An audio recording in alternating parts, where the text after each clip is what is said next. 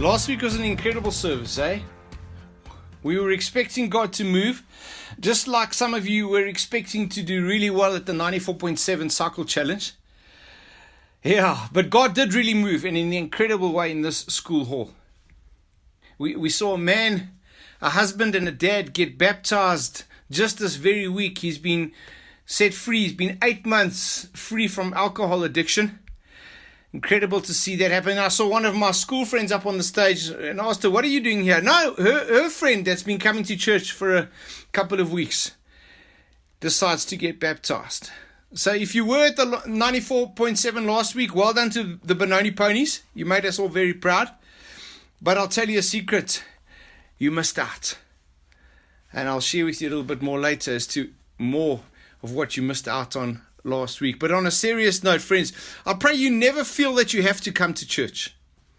Don't come to church for man, friends. Come on a Sunday fun day for God. Not allowing people to make you feel guilty. I haven't been to church in a while. Come with an expectant heart, friends. Saying, God, what are you going to speak to me through? What are you going to show me today? Who are you going to touch today, God? Let's come on Sundays for God, not for man. Anyway, I was a bit confused last week because half my brain was at the 94. Maybe some of you remember me saying that we're finishing up with Nehemiah. Okay, I did say that, but we're not quite done. No, I think we still possibly in Nehemiah for the last time today. I'll say the last time today because next week it's carols, bring the candle, come in 6 for 7, and if it rains, don't worry, your skin's waterproof. But let's have a look at Nehemiah chapter 13 today. And as Johan prayed, that I pray today that God would convict people's hearts, not through man, but through the power of the gospel. Let's read together. On that day, the book of Moses was read aloud in the hearing of the people, and there it was found written that no Ammonite or Moabite should ever be admitted into the assembly of God, because they had not met the Israelites with food and water, but they had hired Balaam to call a curse down on them. Have a look on the screen there. Our God, in brackets, however, our God turns the curse into a blessing. That is awesome, friends. We did share that last week, but we have to remind ourselves. Our God always turns the curse into a blessing. Put that up on your fridge. Put that on your dashboard as you drive around on the highway. Our God turns the curse of divorce, the curse of rejection, the curse of abuse into a blessing. When the people heard this, they excluded from Israel all who were of foreign descent. Before this, Eliashib the priest had been put in charge of the storerooms of the house of God. He was closely associated with Tobiah. Remember this man, terrible Tobiah. He's an enemy of God. He hates God's people. He hates God's project moving forward, building the walls. He's a ridiculer. He's disruptive. He's a mocker. And Eliashib the priest is closely associated with this terrible man. Let's read it again. Before this, Eliashib the priest had been put in charge of the storerooms of our God. He was closely associated with terrible Tobiah, God's enemy. How's this? Eliashib provided Tobiah with a large room. He gives him a room to stay in the church. But while all this was going on, I was not in Jerusalem. For in the 32nd year of Artaxerxes, king of Babylon, I had returned. I had gone back. So Nehemiah goes back to the king, back to doing his job, working for the king. Sometime later, I came back to Jerusalem and learned about this evil thing that Eliashib had done in providing Tobiah a room in the courts of God. I was greatly displeased and threw all of Tobiah's household goods out of the storeroom, out of the house of God. So Nehemiah comes back mad. He's angry at the state of the church, and he chucks out Tobiah's stuff, chucks it out of the temple. And if you were a specialized one doing the 94 last week and weren't here, here's what else you missed out on.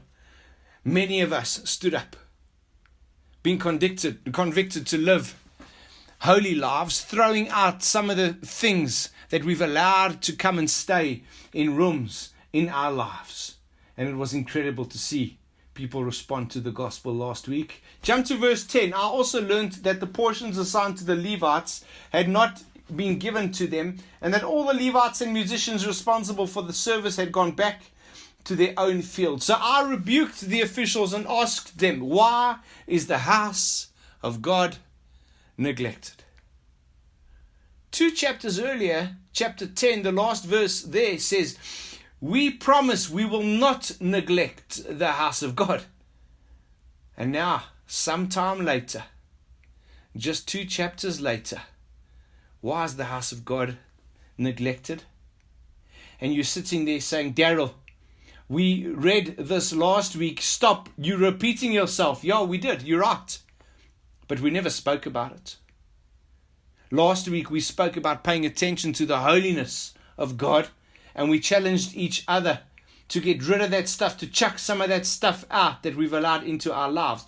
But today there are 3 other things that we need to pay attention to. And here's the first one. Why is the house of God neglected? Number 1, pay attention to the house of God. Don't neglect God's house. People that promised not to neglect God's house, but they started to drift.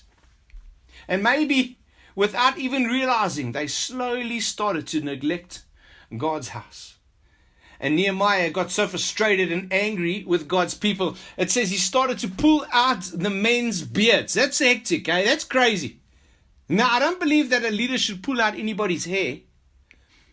But if church leadership does their job properly, people should find freedom. They should love God more. They should get healed, and they should find space if church leadership does its job properly. Biblical leadership is not manipulating or intimidating or dominating. I want to say, God does not give leadership to control people, friends. Did you hear me? God does not give leadership to control people. God gives leadership to take people into an inheritance. And sometimes people want to be associated with a church, but they don't want to be committed. They don't want to be plugged in. They don't want to be part of that community. And so you'll have an association with a church, and you'll attend that church, but you don't become a member because you don't want to give up your independence, because then you become accountable. You become accountable in the way you treat your wife, in the way you bring up your kids, in the way you handle your finances. And people say, hey, don't put that stuff on me. I spoke to a man this week. He's been avoiding me. He says, Daryl, I've been avoiding you, bud. And I've stopped coming to church. And 2 weeks, 3 weeks, I've been back at church, but I come in early and I leave. I come in late, leave early. And I sit right at the back. And he says, last week, sitting here, I felt like a weight was lifted off of my shoulders. Do you know that we, as a leadership team, are going to give an account one day for your spiritual well-being? When I get to heaven, one day, God's going to ask me, what about him? Did you challenge him? Did you talk to him about that? What about them as a family? Did you walk a road with them? What about her? Did you treat her as a daughter of God? And Michelle will tell you, I wrestle with this, friends. Many times I lie awake thinking, I don't know how I'm going to give an account for you. Because how do we get the balance between treating someone with a firm hand, saying, hey, bud, come, get on the straight road. Stop living like that, bud. Oh, must I live a perfect life? No, Daryl. Daryl says it because I'm not perfect either.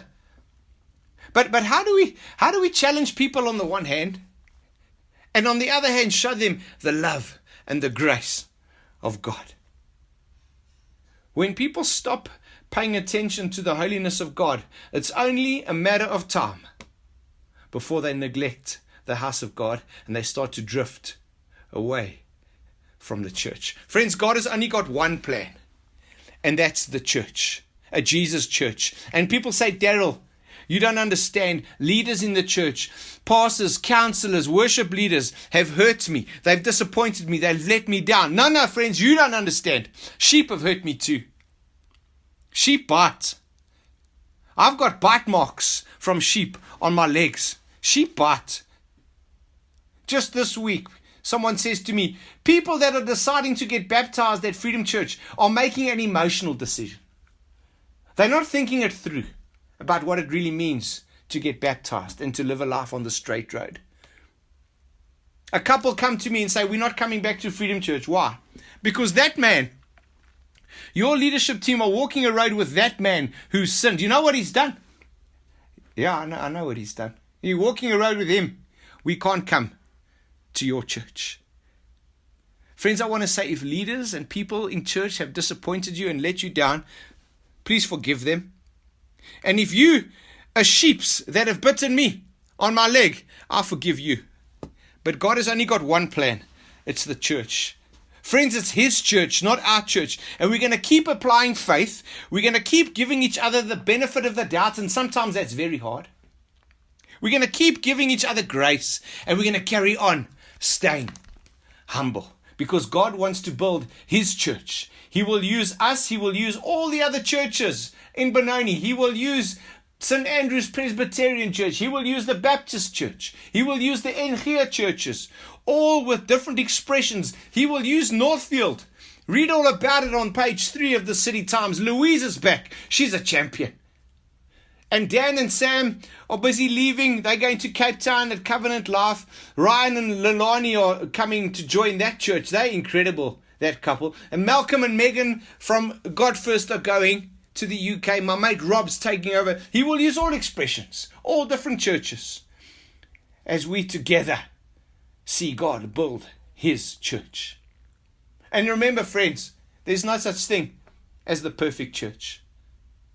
But wherever God has planted you, stay committed there, persevere there, friends.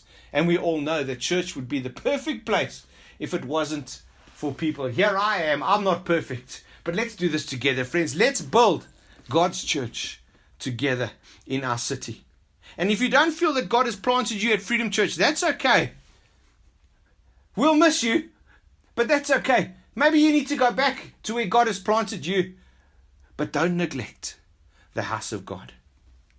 This question, number 1, why have you neglected my house, is reminding us to pay attention to the house of God.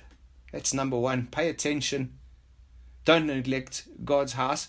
Let's carry on reading to find out what number 2 is. Thanks, Nat. It's on the board. Verse 15. In those days I saw people in Judah treading wine presses on the Sabbath and bringing in grain and loading it on donkeys, together with the wine, grapes, figs, and all other kinds of loads. They were bringing all this into Jerusalem on the Sabbath. Say Sabbath. Look at verse 19. When evening shadows fell on the gates of Jerusalem before the Sabbath, I ordered the doors to be shut and not to be opened until the Sabbath was over. Closed things down on Sunday. I stationed some of my own men at the gates so that no load could be brought in on the Sabbath. Closed down things on Sunday. Once or twice the merchants and sellers of all kinds of goods spent the night outside Jerusalem. But I warned them. And I said, why do you spend the night by the wall? If you do this again, I'm going to lay hands on you.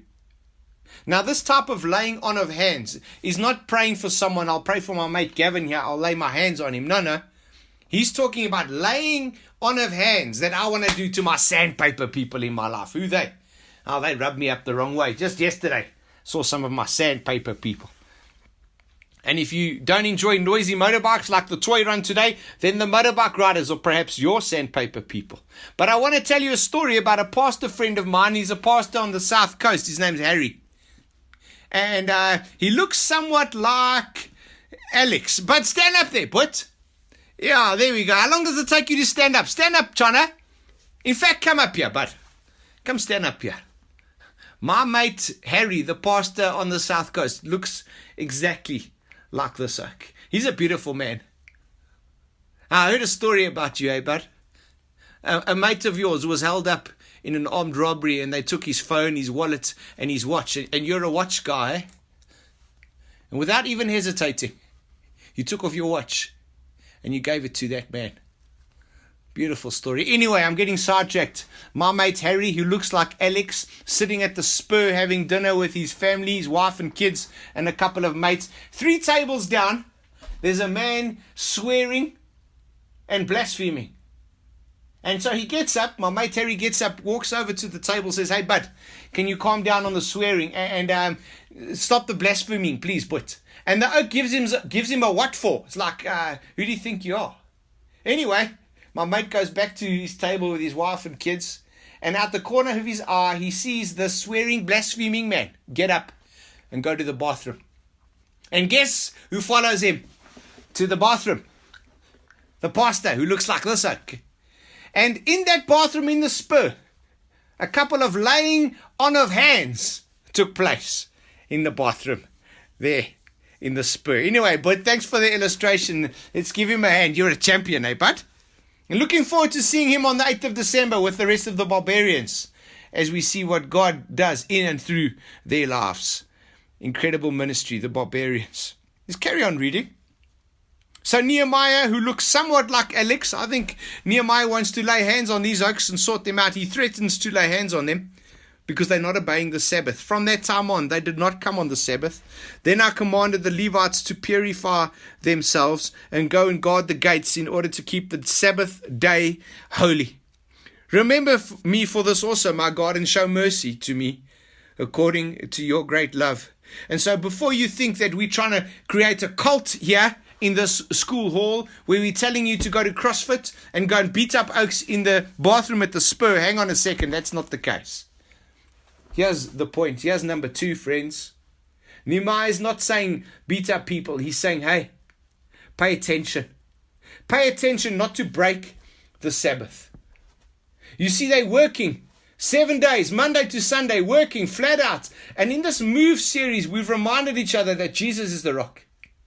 And that we've got to go and stand on the rock and listen for that still, small voice. You see, the Sabbath in the Old Testament was a day. But the Sabbath in the New Testament is not a day. I want to say that again. The Sabbath in the New Testament is not a day. The Sabbath in the New Testament is a person. It's a man, and his name is Jesus. Jesus is the Sabbath. And we have found ourselves in 2019 living in a work culture where people are so busy and they're not prioritizing Jesus. And Nehemiah is saying, hey guys, you're so busy running around. Your kids are so hectic with sport. You're climbing on aeroplanes to Durban and Cape Town when they're flying to business meetings. When are you going to turn off your iPads, guys? When are you going to turn off the laptops and your cell phones? And when are you going to turn the Wi-Fi off? And Twitter and Facebook and social media and Strava. My life, I've been on Strava a lot this week. When will you turn everything off? And Sabbath. When will you just meet with Jesus?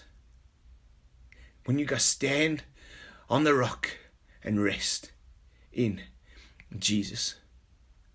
May I say this to you today? We are too busy. We've got mothers who are completely depleted emotionally and physically. We've got men going through midlife crises. We've got pastors who are burning out. When last have you taken a Sabbath? When last have you just been alone with Jesus? You're saying, Daryl, I don't have time to go and stand on the rock and rest in Jesus. There was a time in my life where I thought I was too busy and I didn't prioritize because I didn't think it was important enough. I'm going to ask you this question. Have you got 15 minutes a day? Have you got 15 minutes before you leave the house at 4:30 just to have a cup of tea and a coffee and spend time resting in Jesus? Have you got 15 minutes before breakfast? Or before you make the kids their zalms? It's a Cape Town word for psalmies. Before you make their breakfast and their sandwiches for school, just to rest. To rest in Jesus. What about 15 minutes at lunch? You're saying, Daryl, I don't take lunch. I got no time. Okay.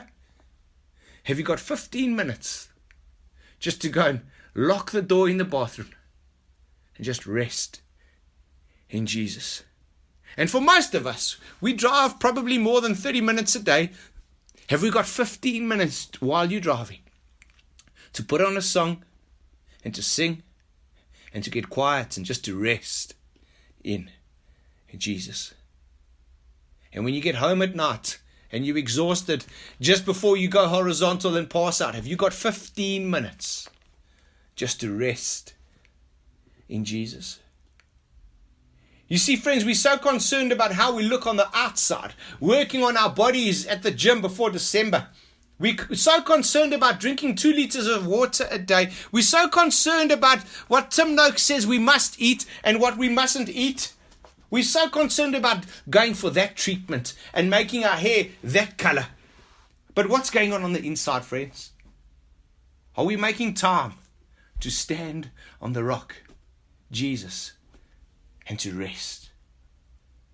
What about your marriage?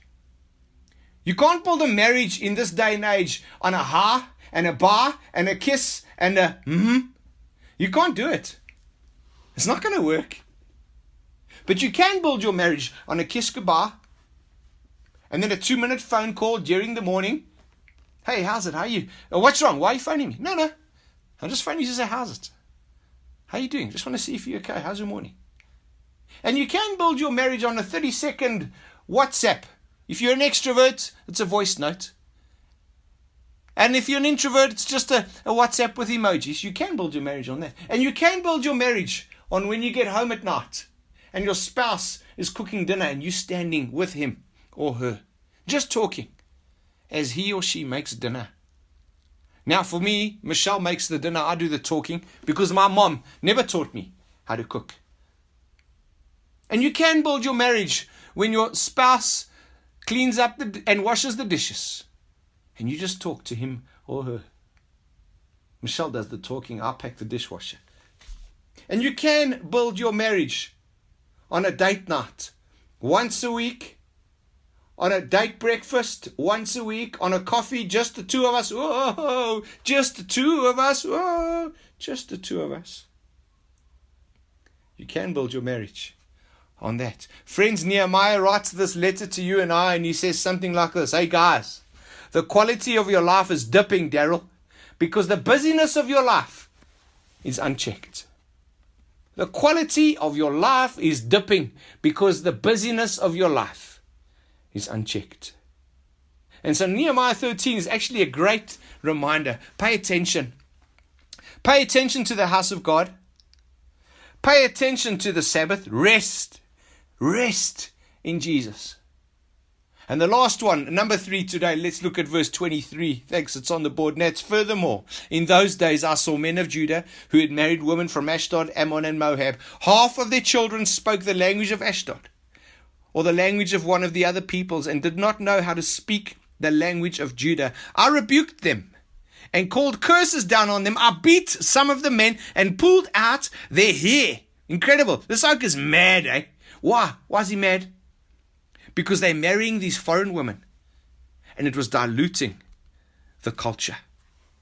And people have preached this verse out of contexts, saying, hey, you can't have interracial marriages. That's not what the Bible is saying here, friends. We've got intercultural, interracial marriages in this church. I met a black man at 3CR last week. An incredible man, speaks 7 languages, married to a white lady. And I asked him, I said, when would you be able to come and preach at Freedom Church next year? He said, I'd love to. Nehemiah is not saying you cannot marry different races. That's not what he's saying, friends. This text is telling us what's happened. And there's a problem because there's been a mixture of culture. And you don't know how to speak the Christian culture, the Christian language anymore. And Nehemiah is mad because the people in the church no longer knew how to speak the language of the church. Nehemiah is saying you're mixing the culture of the church. You're mixing Christian culture with the world's culture. And you're no longer standing out. Your culture's been mixed. It's been blended into the world's culture. You're no longer different. Friends, God wants us to be different to the world. We're in the world, but we're not of the world. Our culture, the way we live, needs to be, it's got to be different. Boring, unattractive to the world, not a flippant chance. Living lives in freedom, spaciousness to the full that the world looks at and thinks, I want that. I want something of that culture that I see in the community of God's people. I want to tell you, friends, there's 2 things that I believe have allowed to be blended into the Christian culture. Number 1, individualism. Individualism is a culture that's developed that says, hey, don't tell me what to do. In the world, It's always me, myself, and I. But in the Bible, friends, it's community. Our Father who art in heaven. Not my Father, our Father. That means together. We lay down our cultures and we start to learn together from each other, especially people who are different to us. But all we want to do is live my best life now. And girls, girls just wanna have, fun. That's all they want to do. Weekends are for me. Yeah. And we can't get people to cut a bike ride short on Sunday and come to church. And you say, hey, Daryl, shut up. Stop tuning me. I can meet with Jesus on my bicycle. Yes, you can. I do too. But if you're alone on your bicycle, you don't have an opportunity to be exposed to Christian culture where God can completely shape you and facet you. I'm not telling you what to do, friends. I'm just telling you, when you mix the Christian culture and the world's culture, a language starts to be spoken that doesn't represent God. Let's make sure that individualism, which is part of the world, doesn't creep into God's church. What about materialism? Materialism is a culture that we have got to fight for, friends. We've got to fight against that, friends. It doesn't mean you can't be rich. There are many rich people in the church. Praise God. But materialism is not where we get our security. Materialism is not where we get our identity. Friends, our identity is in Jesus. And if we start finding our identity in where we stay, or what we drive, or the bike we ride, or what we wear to tell the time, or what shoes we wear, then our culture and our language we speak will be exactly the same as the world. Have those things, friends. Enjoy them. There's nothing wrong with them. But make sure that your identity is in Jesus. It's got to be in Jesus. It's not easy to be a member of a church. Nehemiah says, God, I'm moved. I'm deeply moved by the people. I'm moved by the church. We fought many battles. And we've built the walls. And we faced a lot of opposition, but we haven't come down. We haven't been distracted. But God, we've got to warn people. We've got to warn people to pay attention. To pay attention. And I pray that through this series in Nehemiah, that you would be moved through December. And you would be moved through January. And you would be moved around your dining room table. And moved with your families to represent Jesus well. Pay attention. Pay attention, Freedom Church, to the conditions of God's household. Pay attention to rest in Jesus. To rest on the rock. And Freedom Church, let's not let the culture of the world affect us. Live your life, making Jesus attractive to those around you. So that the world thinks, I want to speak that language. I want to be part of that culture. Where people build the walls and put the gates with their bars and beams and bolts in place. In a community where only one gets the glory. Jesus, the real Nehemiah. Amen.